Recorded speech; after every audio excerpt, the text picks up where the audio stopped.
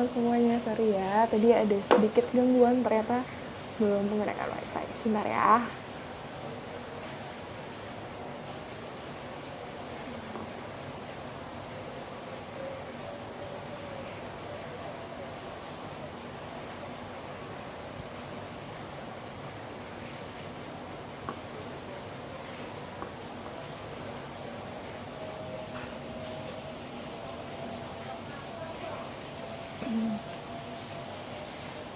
Halo teman-teman semuanya, Sobat FPB dimanapun kalian berada.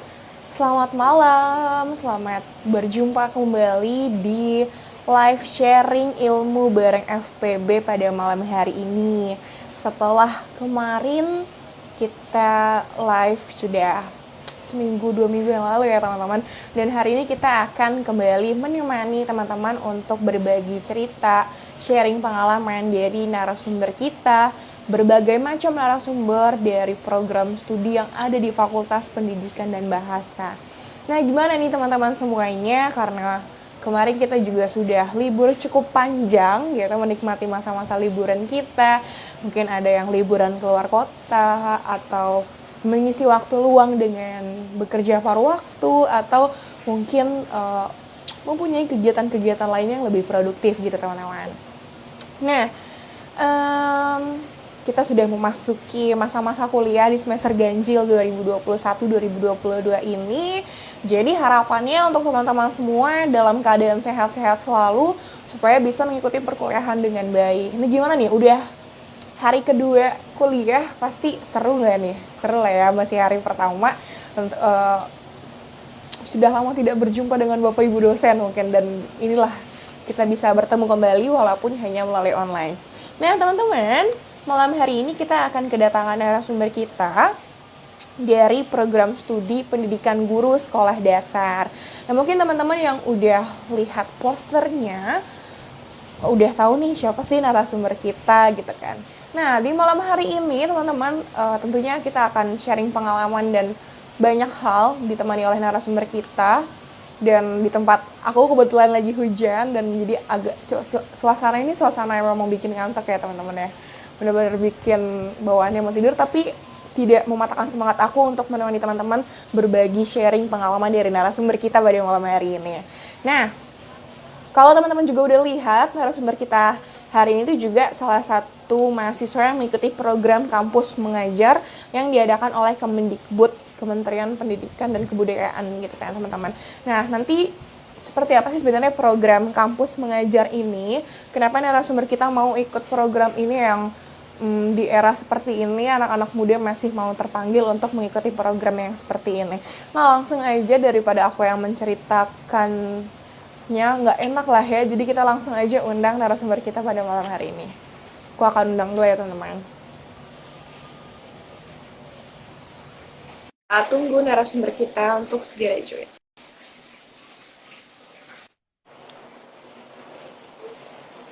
Halo Marcel. Hai Paula. Suara aku terdengar jelas? Kedengeran kok. Oke, semoga sinyal kita berdua dalam bersahabat ya, karena di tempat aku kebetulan hujan. Oke, hai Marcel, selamat malam.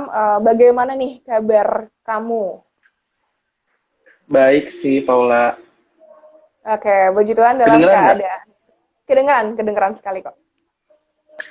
Puji Tuhan dalam keadaan sehat. Nah, kan pepatah tak kenal maka tak sayang gitu kayaknya. Silakan Marcel memperkenalkan diri ke teman-teman semua yang ada di sini.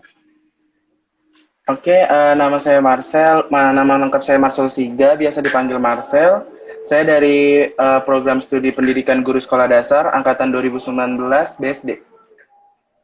Oke, salam kenal Marcel. Nah, teman-teman, narasumber kita dari program studi pendidikan guru sekolah dasar dari tadi kampus BSD ya, jadi agak sedikit jauh nih teman-teman dari yang mungkin teman-teman yang ada di sini lagi.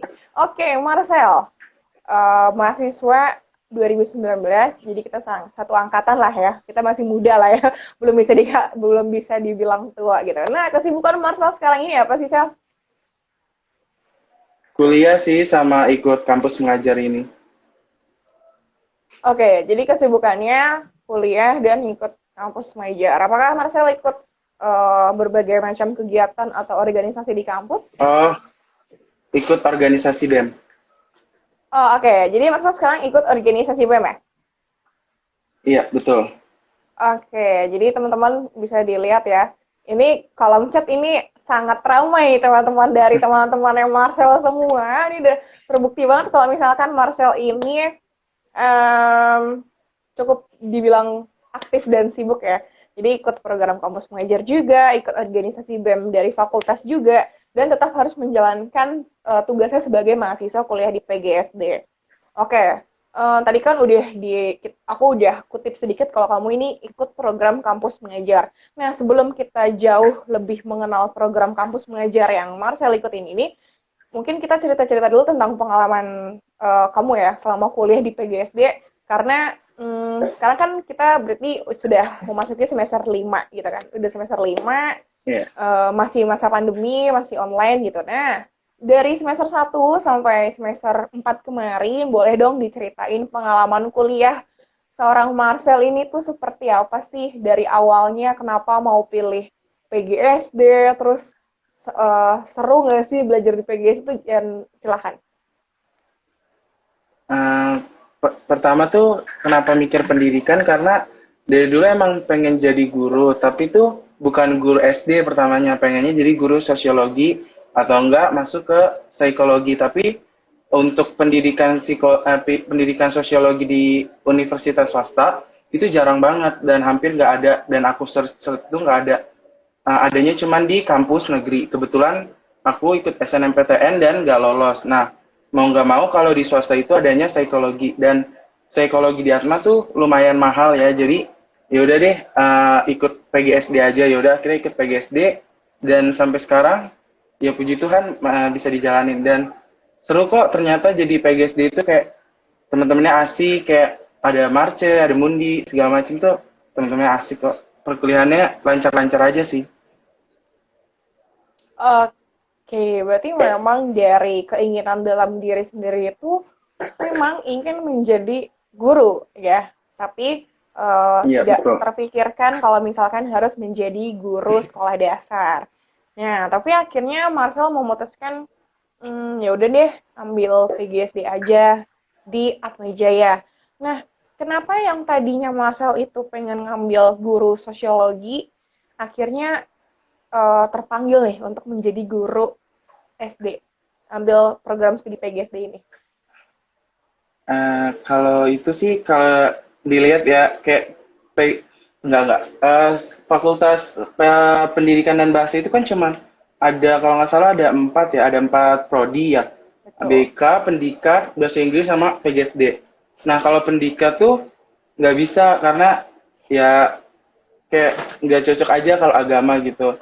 Terus kalau BK tuh kurang tegas gitu sama kalau misalkan bahasa Inggris nggak bisa bahasa Inggris. Kebetulan kalau PGSD ya lumayan deket juga sama anak kecil bisa bonding. Kadang-kadang juga bercandanya juga sama anak kecil jadi ya udah deh jadi PGSD.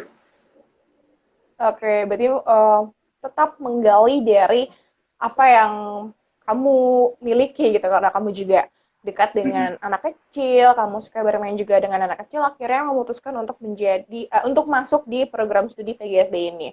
Nah, tadi kan Marcel sempat cerita kalau misalkan di PGSD itu seru ya, seru teman-teman. Tadi juga udah Iya. dinotis beberapa teman-temannya. Selama perkuliahan semester 1 sampai semester 4 ini, boleh dong diceritain pengalaman yang paling membekas di hati itu apa sih? Paling membekas karena kita ketemunya cuma sebentar doang ya kalau sama Oke. teman-teman kayak dari semester 1 sampai semester 2 paling berkesan tuh kayak pergi jauh pas leadership camp sih itu bener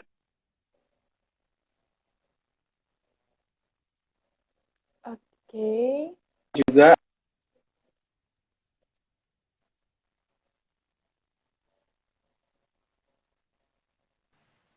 Oh udah nggak Oke. loading yang leadership camp sih sama banyak sih di Oh, PGSD yang berkesan oke, karena terutama dosen-dosen kita apa. offline-nya itu hanya sebentar ya, semester 1 dan semester 2 saja. lalu 3 4 dan sampai sekarang itu kita masih online. Jadi pengalaman yang cukup membekas di hati kamu itu adalah leadership camp yang diadakan oleh Fakultas Pendidikan Bahasa. Mungkin boleh diceritain dikit tentang leadership camp itu. Itu acara apa dan kenapa sih itu yang paling membekas di hati gitu? Karena itu acara dari fakultas, kebetulan itu pas habis pengenalan PMB gitu kan, biar makin Oke. deket gitu, dari leadership camp, dan di acara itu ada game yang kayak kita tuh di jadi kayak ada orang buta, ada orang tuli, ada orang bisu. Nah, kita Oke. tuh diajarin kebersamaan dan kekeluargaan. Jadi kayak ada yang diikat kakinya, ada yang ditutup matanya, dituntun sambil makan, disuapin segala macam. Jadi kayak Oke.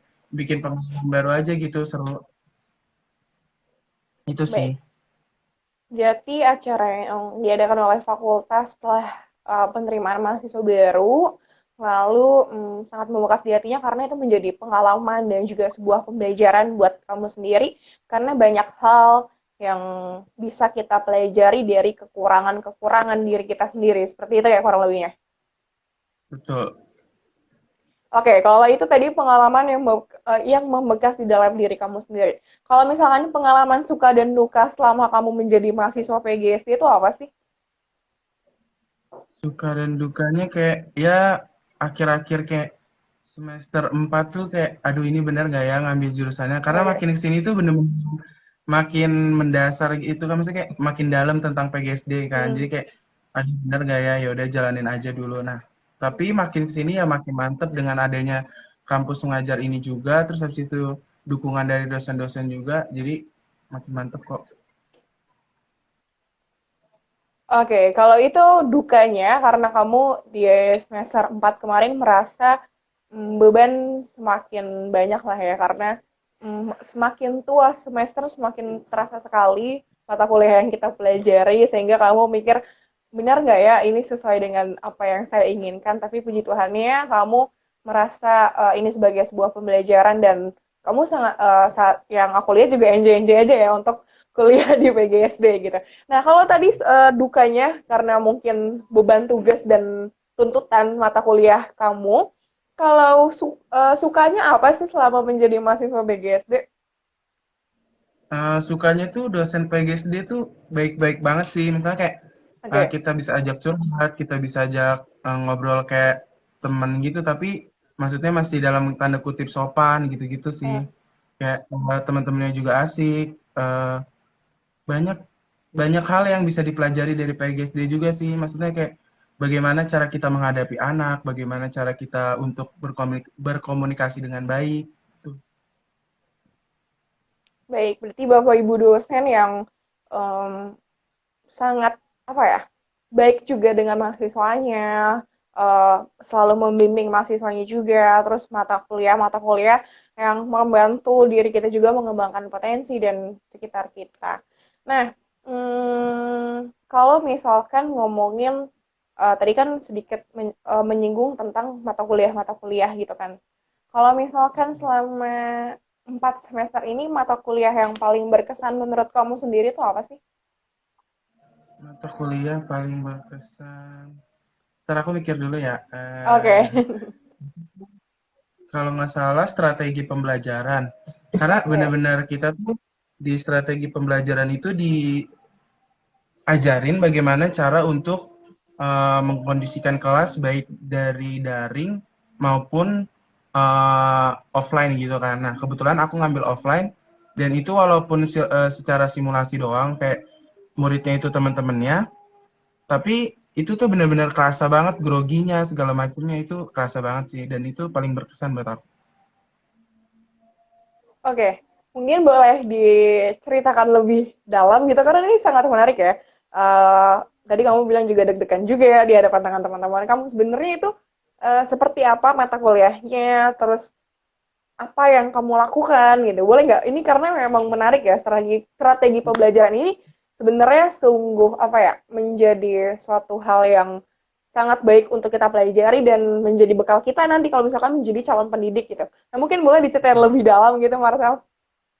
Jadi pertama-tama tuh kita disuruh buat RPP, kita Oke. tuh di silabus kita disuruh buat RPP dari silabus tersebut. Habis itu kita konsultasi nih sama dosennya. Kalau misalkan emang RPP itu sudah bagus untuk dilaksanakan, maka kita dibagi kelompok gitu kan, dibagi kelompok kalau nggak salah itu 5 orang. Nah, kita tuh simulasi dan kebetulan saya ngambilnya offline, saya simulasi di dormitory. Jadi mulai dari pembukaan, terus habis itu ada kegiatan intinya kayak belajar menghitung, terus mencari cara supaya anak SD itu kan butuh sesuatu yang notabene-nya itu bukan yang abstrak ya, harus konkret. Nah, kita tuh muter cara gimana caranya materi-materi yang kita ajarkan itu bersifat konkret. Contoh matematika, kita kalau nggak salah itu tentang bilangan, mengurutkan bilangan, kita menggunakan iya bilangan menggunakan kartu Uno. Jadi kita misalkan menggunakan tanda lebih besar dan lebih kecil. Jadi angkanya itu dari kartu Uno, kita tanya ke anak-anak, ini angka 8 sama angka 4 besaran mana? Nah, nanti mereka disuruh beri tanda gitu sih. Jadi kita diajarin untuk nyari hal-hal yang konkret. Oke, berarti itu sebuah praktik juga ya sebenarnya ya, praktik juga. Tadi kamu juga bilang kalau misalkan itu adalah kamu ambil simulasinya offline gitu. Berarti ini mata kuliah yang didapatkan selama online ini? Iya, betul. Oh, oke. Berarti waktu itu dosen memberikan pilihan mau offline atau online? Iya, kalau offline itu dia divideoin, jadi kita Heeh. ngevideoin bagaimana cara kita ngajar. Kalau untuk online itu langsung di Teams-nya. Dan kebetulan saya ngambil offline, jadi divideoin. Oke, jadi kamu memilih simulasi offline untuk langsung datang ke dormitory Atmeja ya saat itu ya? Betul. Kenapa kamu memilih dan memutuskan untuk simulasi offline di tengah-tengah pandemi ini gitu? Karena itu tuh baru-baru eh, online kan, maksudnya kayak Oke. sebelumnya belum ada pikiran untuk kayak gimana sih cara ngajar online karena banyak terkendala internet, terus habis itu eh, apa maksudnya mata pelajaran yang saya bilang harus konkret segala macam dan kita tuh harus putar otak. Nah, karena pas itu saya sama teman-teman saya mikirnya ah ya udah dah offline aja. Tapi kami offline juga tetap mencari bahan yang benar-benar konkret gitu dan bisa diterima oleh anak-anaknya gitu. Oke, jadi tetap memilih offline dan mencari bahan-bahan yang konkret walaupun di masa pandemi ini. Oke, oh ya teman-teman, aku mau informasikan kalau misalkan teman-teman ingin memberikan pertanyaan, pernyataan, atau ingin sharing bareng dengan narasumber kita, mungkin boleh langsung aja tulis di kolom komentar, nanti biar aku bacain dan akan langsung dijawab oleh narasumber kita. Oke, Marcel, kalau misalkan tadi itu mata kuliah yang paling berkesan bagi kamu, strategi pembelajaran. Oke, nah, hmm, kalau mata kuliah yang membantu kamu menjadi pribadi yang lebih baik, ada nggak? Kan kamu sebagai calon pendidik nih, sebagai calon pendidik, terus sekarang juga mengikuti program kampus mengajar. Ada nggak sih mata kuliah yang akhirnya membantu kamu mempersiapkan diri kamu menjadi calon pendidik di masa depan?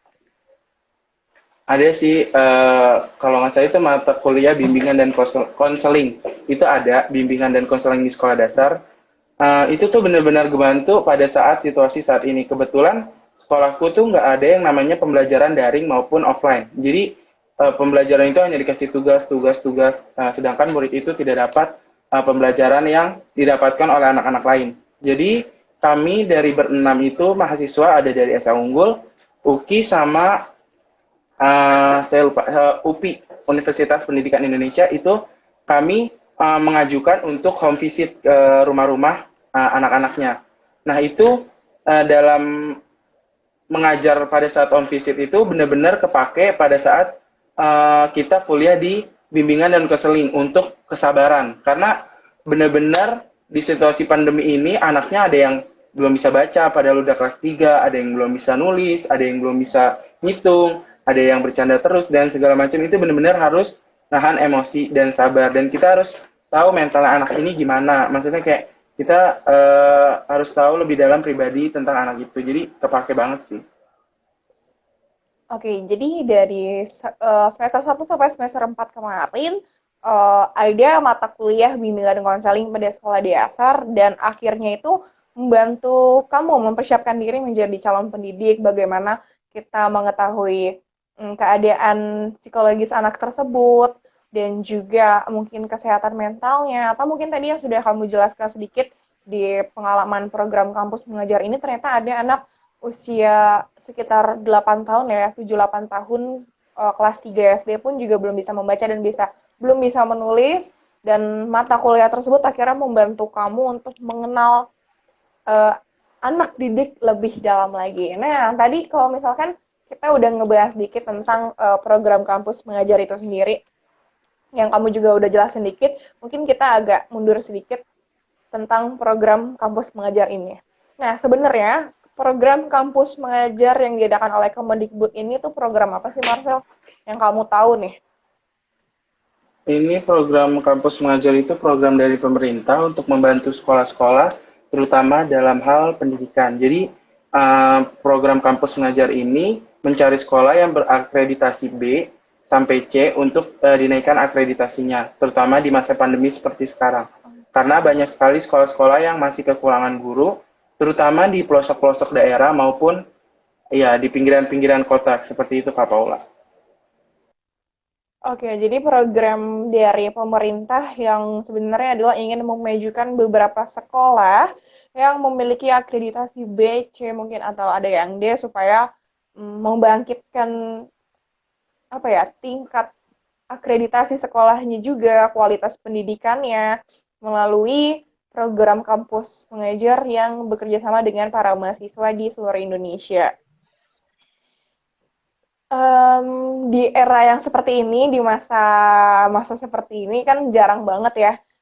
Ini jujur-jujuran aja karena nggak semua anak muda itu mau terlibat untuk seperti ini gitu. Contohnya adalah mengajar ke sekolah-sekolah mungkin ada yang di pelosok atau mungkin sekolah yang tidak terpandang oleh masyarakat luas, dipandang sebelah mata biasanya seperti itu.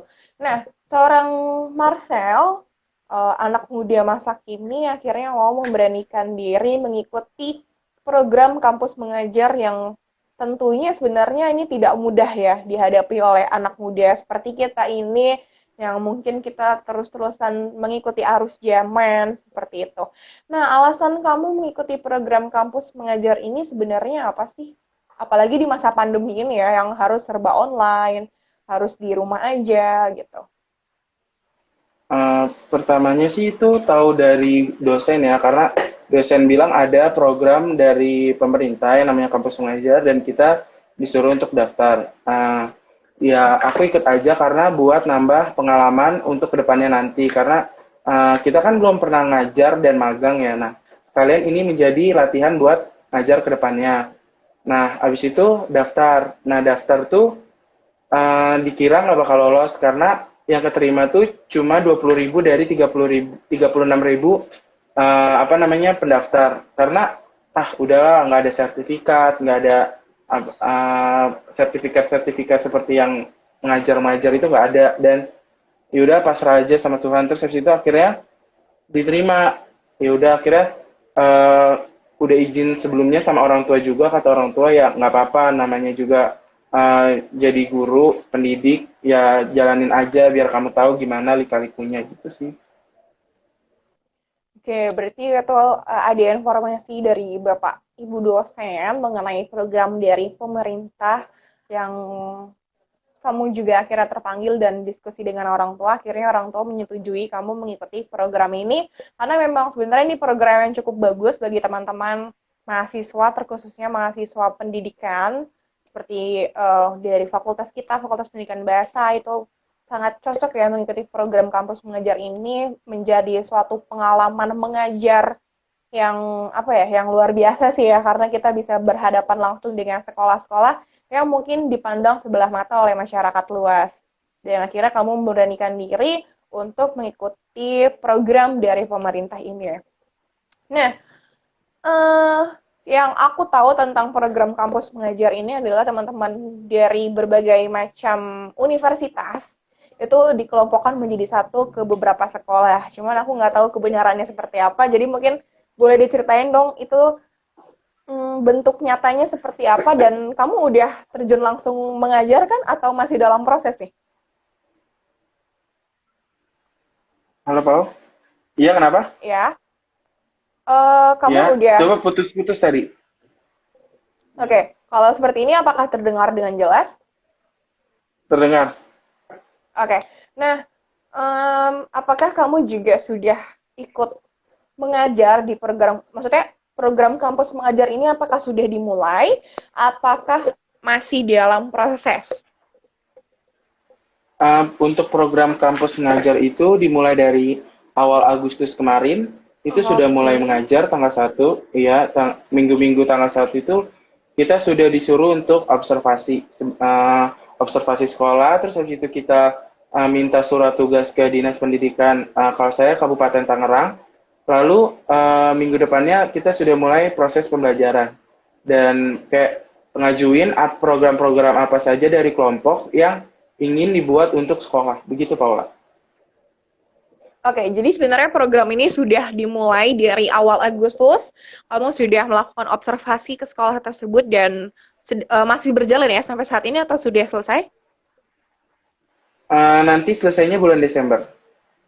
Oke, berarti kira-kira setengah tahun ya kamu mengikuti program kampus mengajar ini. Dan tadi kamu juga Iya. cerita kalau misalkan itu program apa yang mau ditetapkan oleh kelompok.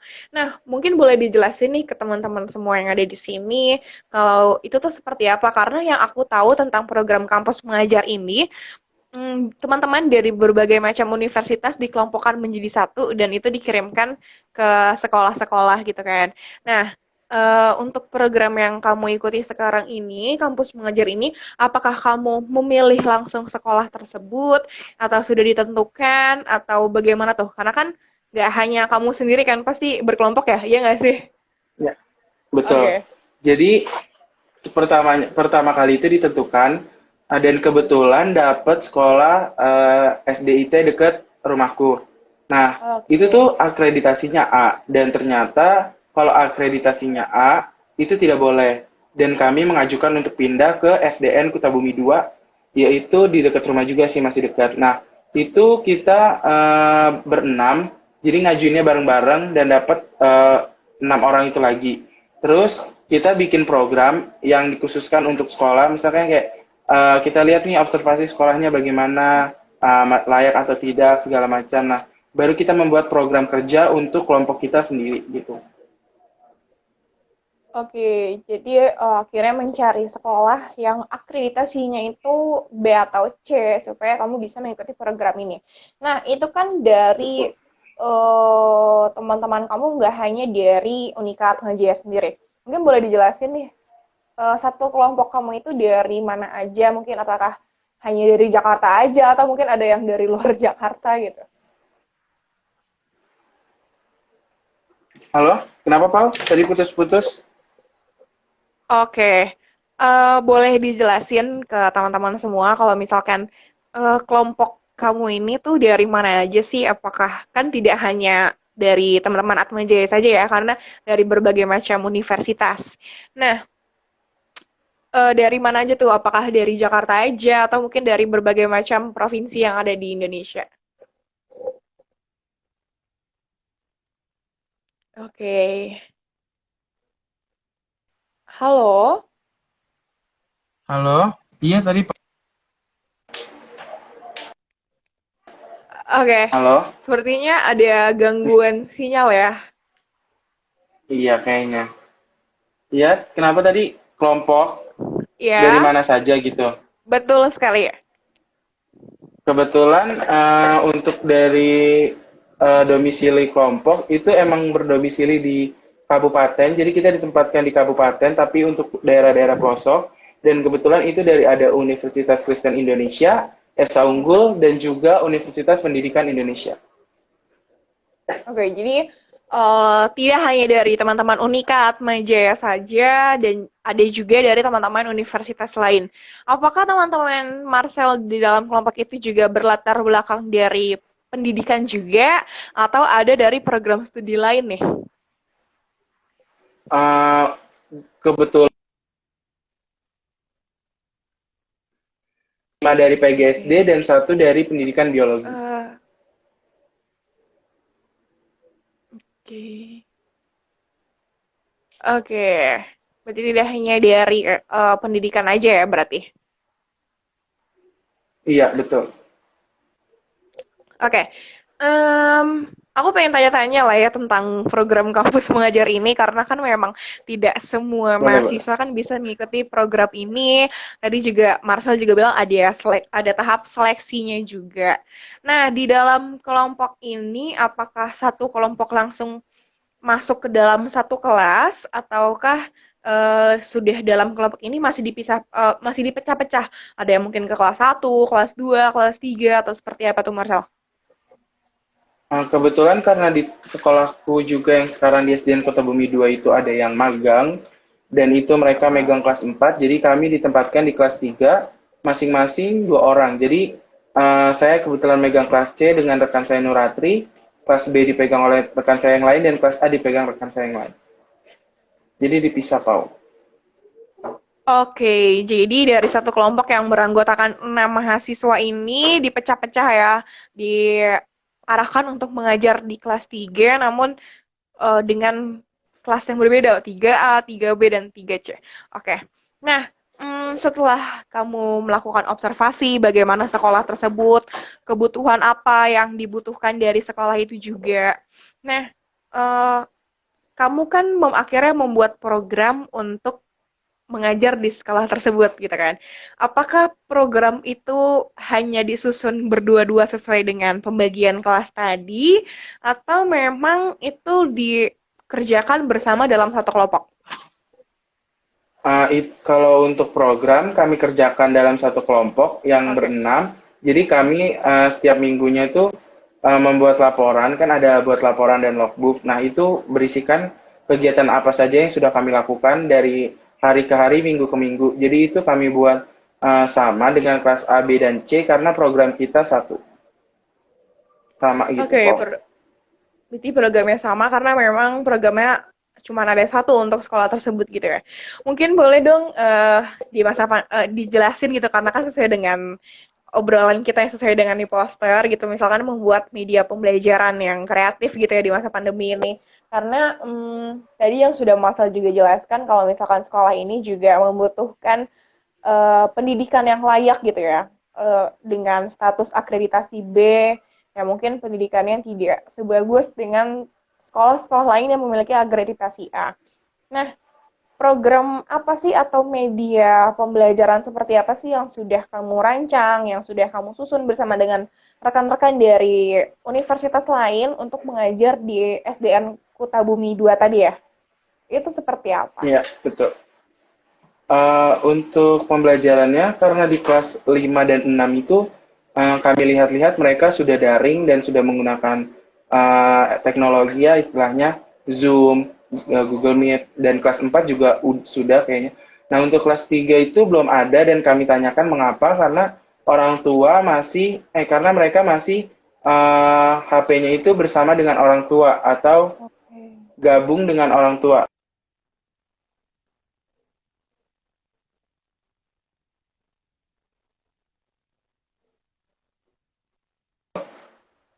Dengar Ya, nggak? Oh, mungkin boleh putus-putus tadi. diulang. Iya, boleh diulang sedikit Ah, tadi yang sampai handphone dipegang orang tua. Oke, karena kelas 3 ini handphone tuh masih dipegang orang tua, bukan dipegang sih, Oke. masih barengan gitulah istilahnya. Oh ya. Nah, mereka nih jadi bingung kalau misalkan mau Zoom dan Google Meet itu gimana, karena HP-nya cuma ada satu. Lalu kami berpikir kayak, saya berpikir kayak, gimana kalau kita mengajukan yang namanya home visit. Jadi siswa itu masih dapat merasakan pembelajaran seperti kakak-kakak kelasnya, namun kita yang datang ke rumah. Jadi saya dan teman-teman saya kira menyetujui itu, kami membuat program home visit, dan juga untuk yang tidak mengikuti home visit, karena tidak semua orang tua yang mengizinkan atau mendaftarkan anaknya home visit. Kami akhirnya memutar otak juga gimana supaya mereka tuh sama gitu, kerasa belajarnya. Akhirnya kami membuat video pembelajaran tentang matematika terutama, itu tentang perkalian dan juga pembagian, serta mungkin minggu depan kami akan membuat pertambahan dan pengurangan. Gitu, Pau. Oke, aku sedikit sangat terkejut ya, karena program yang kamu buat adalah home visit, datang langsung ke rumah anak tersebut. Dan ini adalah sebuah pengabdian ya teman-teman, karena nggak semua orang tuh mau untuk terlibat seperti ini. Ngomongin home visit nih, mungkin aku mau bahas tentang home visit dulu. Untuk yang home visit sendiri, apakah sudah terlaksana atau memang tidak terlaksana itu, Marcel? Kebetulan home visit ini sudah berjalan 3 minggu dan untuk Hmm. video pembelajarannya kami sudah membuat perkalian dan pembagian. Begitu, Paula. Oke, jadi home visit juga dan membuat video bagi mungkin orang tua yang tidak mengizinkan teman-teman dari Betul. program kampus mengajar ini untuk berkunjung ke rumah. Oke, eh ini sebuah pengabdian ya jujur, karena nggak semua orang mau Iya, untuk datang, belum lagi mungkin yang dengan latar belakang keluarga mungkin perekonomiannya di bawah rata-rata, mungkin tinggalnya di daerah pelosok, seperti itu kan membutuhkan energi yang lebih kuat dari dalam diri kita sendiri gitu. betul. Aku jadi wow, itu pasti kan satu-satu di list ya, alamatnya, terus kebutuhannya juga, dan nggak mungkin Marcel dan teman-teman harus datang eh, tangan kosong gitu, maksudnya tidak menggunakan kendaraan atau dan lain sebagainya, itu kan juga pasti membutuhkan perjuangan tentunya untuk bisa datang ke rumah-rumah siswa. Itu ada berapa banyak siswa yang sudah kamu datangi gitu? Kita datanginya itu untuk kelas 3A, 3B, dan 3C. Untuk kelas saya tuh kebetulan orang tuanya tuh kurang dalam memperhatikan anak. Maksudnya orang tuanya Oke. tuh banyak yang tidak peduli kepada anaknya sehingga anaknya dilepas begitu saja dan dia nggak ngikutin home visit. Kadang-kadang juga pembagian dan pengembalian tugas mereka jalan kaki ke sekolah sendiri. Bahkan saya sempat bertanya kepada gurunya, kok nggak diantar sama orang tuanya padahal masih kelas 3 dan dia bawa adiknya gitu kan masih kecil. Nah, ternyata emang orang tuanya tuh ya biarin aja anaknya dilepas aja gitu. Kalau untuk home visit kita dari kelas 3A, 3B, 3C itu ya lumayan banyak sih. Kalau 3B, 3C, kalau kelompok saya, kalau di kelas 3A itu cuma ada sekitar dua kelompok. Jadi untuk hari Senin itu kelompok satu dan untuk hari Senin kelompok dua. Dan untuk hari Rabu kan kita program home visitnya itu sampai hari Rabu ya. Itu tuh hari Rabu saya dan rekan saya Nuratri itu biasanya membantu kelompok lain yang masih mempunyai kelompok untuk melakukan home visit. Jadi begitu. Jadi Oke. dibagi dua. Oke, jadi sebenarnya ini tidak mengajar dengan satu anak aja nggak sih? Jadi kayak misalkan teman yang Betul. siswa yang rumahnya dekat dijadikan satu, seperti itu ya? Betul. Jadi dalam satu kelompok itu terdiri 3 sampai 4 anak. Jadi kita datang kayak gitu. Dua-dua. Oke, berarti 3 sampai 4 anak itu dikumpulkan jadi satu, terus kamu dan juga bersama rekan-rekan kamu juga akhirnya memberikan pembelajaran seperti itu. Wow, apa ya? Karena kadang apa ya di masa ini kita ngomongin di masa pandemi ya Mas Sela, karena di masa pandemi ini kita kan tidak tahu dengan situasi kita yang sekarang ini puji Tuhan memang negara kita sedang turun tingkat peningkatan COVID-nya juga tidak terlalu memuncak seperti kemarin gitu kan.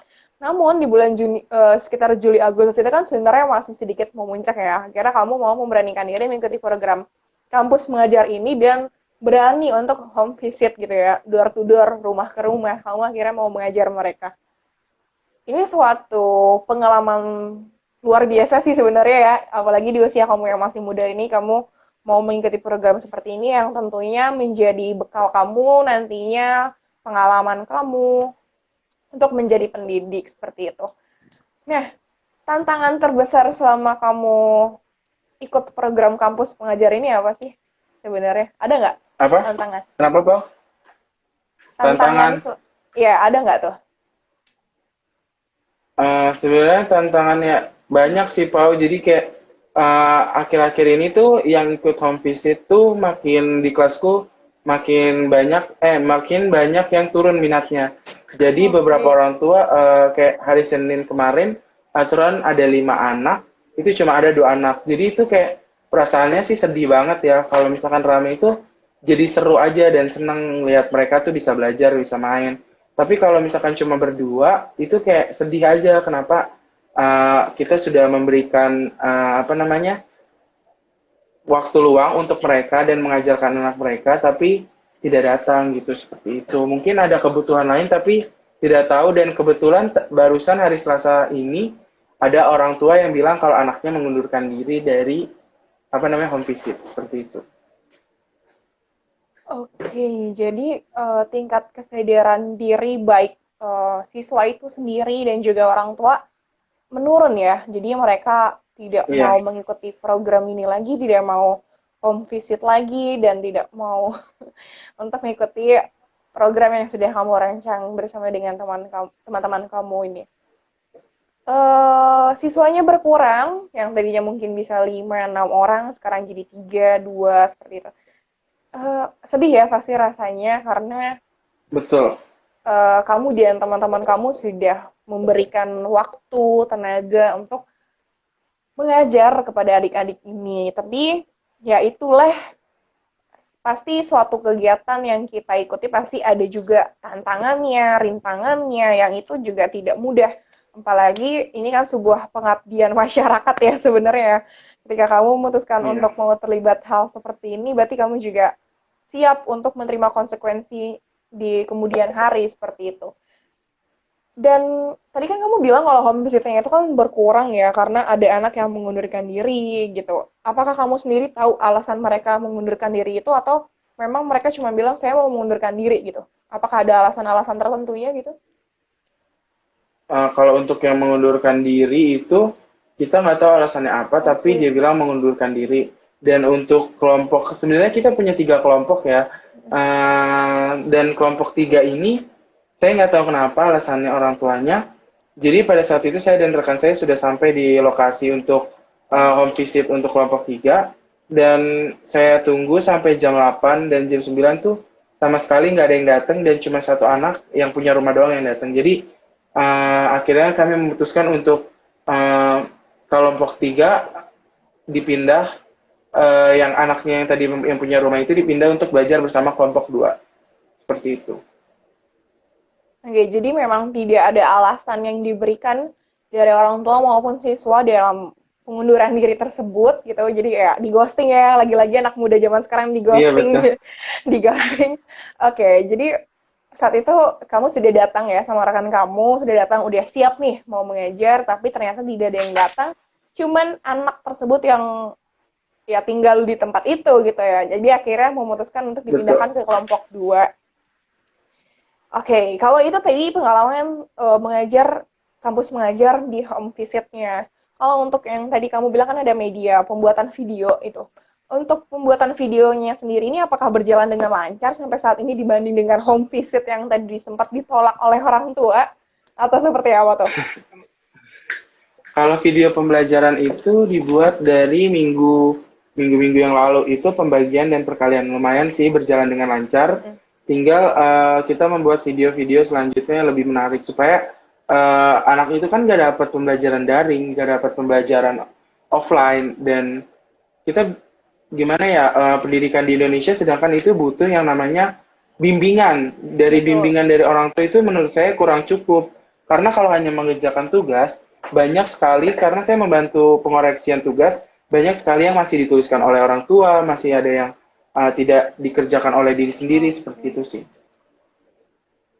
Oke, sudah berjalan, tapi memang kembali lagi ya, tingkat kesadaran diri baik dari siswa tersebut ataupun orang tua juga cukup rendah gitu ya. Bisa dikatakan itu juga memang rendah karena orang tua pada akhirnya melepas tanggung jawabnya sebagai orang tua juga, sebagai guru di rumah juga, kira melepas tanggung jawab dengan kondisi yang seperti ini, yang mana sebenarnya anak-anak SD itu masih apa ya, perlu mendapatkan bimbingan dari orang tuanya karena mereka masih kecil juga, terus di masa pandemi ini mereka tidak mendapatkan hal apapun, belajar juga akhirnya tugas pun tadi yang sudah kamu bilang itu dikerjain sama orang tuanya, ditulis tangan oleh orang tuanya. Dan itu memang ternyata masih banyak terjadi di masyarakat kita, teman-teman. Jadi tidak, ya itulah rintangan, tantangan kita juga untuk menghadapi media-media pembelajaran yang sudah kita rancang. Mungkin ini sebenarnya sudah cukup efektif bagi teman-teman, buat adik-adik juga, tapi ternyata kembali lagi dengan kalau misalkan dari dalam diri sendiri tidak memiliki kesadaran diri juga sebenarnya agak percuma ya Marcel ya. Kamu sudah Iya, membuat betul. media pembelajaran tersebut, sudah memutuskan untuk home visit dan juga membuat media video, tapi ternyata kembali lagi itu tergantung dari diri anak itu sendiri dan orang tua. Nah, kalau tadi kan ngebahas tentang rintangan-rintangannya ya sebenarnya ya, pengalaman yang mungkin agak sedikit menyedihkan gitu. Tapi selama kamu mengikuti program kampus mengajar ini ada nggak sih pengalaman yang menyenangkan di dalam diri kamu sendiri? Senang banget sih karena keterima di kampus mengajar dan dapat menjalankan home visit. Apalagi bertatap maya sama anak-anaknya itu benar-benar seru sih. Apalagi ketika melihat mereka untuk bercanda, bermain, terus habis itu mau belajar bersama teman-temannya. Itu tuh benar-benar kayak kebayar gitu apa yang sudah Oke, kita lakukan sekarang. Kayak oke. gitu sih, Pau. Jadi dari yang tadi sebenarnya agak memprihatinkan, tapi terbayar ketika kamu sudah apa ya dinyatakan lulus dalam seleksi program kampus mengajar ini dan akhirnya bermain, mengajar sama anak-anak dan itu akhirnya memuaskan diri kamu sendiri juga, terbayar sudah apa ya lelah kamu mungkin karena sudah membuat program sekreatif ini, membuat karena agak gimana ya, itu kan dua hal yang berbeda ya. Ketika kamu harus datang langsung, itu kamu juga harus memutar otak. Belum lagi kamu harus membuat media video yang harus ditonton sama anak-anak. Itu juga harus memutar otak. Bagaimana sih buat video yang kreatif? Bagaimana sih supaya anak itu bisa paham dengan materi yang udah kamu sampaikan? Itu cukup luar biasa. Itu sangat luar biasa banget, Marcel. Kamu akhirnya memutuskan untuk mengikuti program kampus mengajar ini, memberanikan diri yang tadinya kamu bilang semester 4, aduh ini bener nggak ya sebenarnya masuk PGSD, sempat ragu, tapi akhirnya puji Tuhan kamu nyaman dengan apa yang sudah kamu pilih, kamu berani bertanggung jawab dengan apa yang sudah kamu pilih, mengikuti program kampus mengajar, dan kamu bisa membagikan ilmu kamu dengan anak-anak yang lebih membutuhkan pendidikan yang layak, seperti itu. Oke, mungkin satu pertanyaan lagi buat Marcel. Kalau ini terlepas dari kampus mengajar tadi ya. Kalau tantangan terbesar yang kamu hadapi selama kuliah menjadi mahasiswa PGS itu apa sih? Tantangan terbesar masih belum ada sih, paling kayak salah Oke. jurusan, kayak merasa saya salah jurusan makin lama kan, ya saya bilang makin mendasar kan semester tinggi. Jadi bener gak ya, dan juga ya udahlah namanya juga udah memilih dari awal untuk masuk PGSD, ya apapun tantangannya ya dihadapi aja. Maksudnya kayak walaupun merasa salah jurusan ya itu mungkin awal perasaan saja karena melihat materi-materi yang wah kayaknya bakal sulit nih mata kuliah ini, mata kuliah itu. Jadi ya udahlah dijalanin aja dulu. Oke, masih labil ya, masih usia-usia kita masih mencari jati diri sendiri. Bener nggak sih sebenarnya mengambil program studi ini? Tapi akhirnya semua lelah itu terbayar ketika kamu bisa berhasil mengabdikan diri kamu dalam program kampus mengajar ini. Oke, luar biasa sekali, Marcel. Ini suatu pengalaman terbesar ya, pengalaman yang cukup apa ya, membahagiakan juga karena akhirnya kamu bisa melepas rasa keraguan kamu saat kamu punya rasa ragu bener nggak sih kalau di PGSD. Oke, mungkin ini yang terakhir karena kita sudah 1 jam berbincang-bincang. Ini dia Marcel minta pesan-pesannya untuk teman-teman mahasiswa PGSD, teman-teman kamu dan juga kan udah masuk kuliah ya 2 hari ini udah kembali kuliah. Iya, Sudah betul. ada teman-teman mahasiswa baru angkatan 2021. Nah, mungkin boleh minta pesan-pesannya untuk teman-temannya Marcel dan juga teman-teman mahasiswa baru angkatan 2021. Buat teman-teman sekalian, kalau kita kan dilatih untuk menjadi pendidik. Jadi ketika mendidik, gunakanlah hati kalian ketika mengajar maupun berbicara kepada anak murid. Jadi usahakan ketika berbicara dengan anak murid itu menggunakan hati dan juga bertutur kata dengan baik. Seperti itu, Paula. Oke, gunakanlah tutur kata yang baik juga untuk teman-teman nanti dan jadilah diri Ya, sendiri ya Marcel ya. Oke, itu kalau untuk teman-teman. Kalau untuk ya teman-teman betul. mahasiswa baru angkatan 2021 apa nih Marcel? Untuk 2021 pesannya ya jangan tegang-tegang belajar di PGSD, dosennya baik-baik kok. Benar-benar baik, tenang aja. Oke, jangan ragu-ragu, jangan takut untuk kuliah di PGSD karena semuanya itu pasti bakal membimbing dengan baik dan gak akan galak-galak ya Marcel Betul. ya. Iya, Oke, cukup inspiratif sekali teman-teman. Ini suatu pengalaman dari Marcel sendiri bagaimana menjadi diri sendiri yang akhirnya melepas rasa keraguan, terus akhirnya memberanikan diri untuk pengabdian ke masyarakat. Dan ini adalah suatu pengalaman yang luar biasa bagi Marcel dan juga teman-teman untuk menjadi calon pendidik di masa depan. Seperti itu. Oke, terima kasih banyak Marcel atas waktu yang sudah kamu berikan kepada kami semua di sini malam hari ini di kesibukan kamu yang harus kuliah, ikut organisasi, belum lagi kamu harus merancang video dan juga aktivitas kamu di kampus mengajar ini, tapi kamu masih mau berbagi pengalaman melalui live sharing ilmu bareng FPB pada malam hari ini. Terima kasih banyak Marcel, sukses terus untuk kuliahnya, untuk organisasinya, untuk kampus mengajarnya, dan sehat selalu ya. Semoga Tuhan memberkati Marcel selalu. Terima kasih oke. Marcel. Makasih juga Paula, sehat selalu.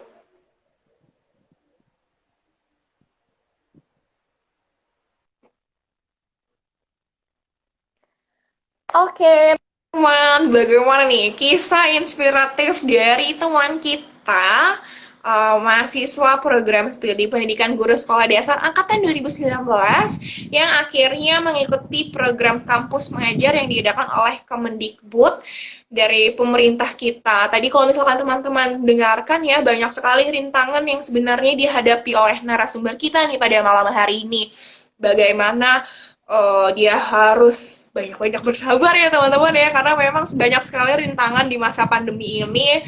Bagaimana kita juga harus mempersiapkan diri, belum lagi kalau ada penolakan-penolakan seperti itu, dan itu tidak mudah. Lalu juga media pembelajaran yang kreatif yang sudah ditunjukkan oleh narasumber kita mengikuti program kampus mengajar, membuat media-media home visit yang itu mungkin tidak mudah di masa pandemi ini. Belum lagi harus membuat media pembelajaran melalui video matematika, dan itu kan agak sedikit harus memutar otak kita, dan itulah media-media pembelajaran yang sudah dilakukan oleh narasumber kita. Nah, teman-teman, Unika Atmajaya saat ini sedang membuka penerimaan mahasiswa baru tahun akademik 2022-2023 melalui jalur tes dengan periode pendaftaran 23 Agustus sampai dengan 24 September. Nah, bagi teman-teman mungkin yang memiliki saudara, adik, sepupu yang ingin berkuliah dan mencari pengalaman baru, mencari informasi beasiswa juga. Nah, Fakultas Pendidikan Bahasa menyediakan 4 program studi yang berbeda. Ada pendidikan bahasa Inggris, pendidikan guru sekolah dasar, pendidikan keagamaan Katolik, dan juga bimbingan dan konseling. Yang tentunya juga memiliki berbagai macam program beasiswa yang ditawarkan oleh Unika Atmajaya. Nah, nanti bisa langsung aja teman-teman cari informasinya, informasi selengkapnya di Instagram Unika Atmajaya, Instagram Join Atma, dan juga Instagram Kantor Beasiswa. Nah, kalau kamu mau menjadi seperti Marcel yang memiliki pengalaman banyak selama kuliah di Fakultas Pendidikan dan Bahasa, yuk langsung daftarkan diri kamu untuk menjadi bagian dari keluarga besar Fakultas Pendidikan dan Bahasa. Oke, terima kasih banyak teman-teman semuanya sudah menyaksikan live sharing ilmu bareng FPB pada malam hari ini. Semoga kisah malam hari ini dari narasumber kita menjadi inspiratif dan menjadi hal yang berguna juga bagi diri kita dan juga sesama kita, dan di situasi seperti ini kita juga harus terus menjadi diri sendiri yang kreatif dan juga menjadi berkat untuk sesama kita. Sampai jumpa teman-teman di sharing ilmu bareng FPB part selanjutnya. Terus pantau Instagramnya FPB UAJ dan terus saksikan live sharing ilmu bareng FPB setiap malam yang mungkin tidak akan sama harinya ya teman-teman ya. Terima kasih teman-teman, jaga kesehatan selalu, semangat kuliahnya di semester ganjil 2021-2022 ini, tetap jaga kesehatan dan Tuhan memberkati teman-teman. Terima kasih semuanya, selamat malam.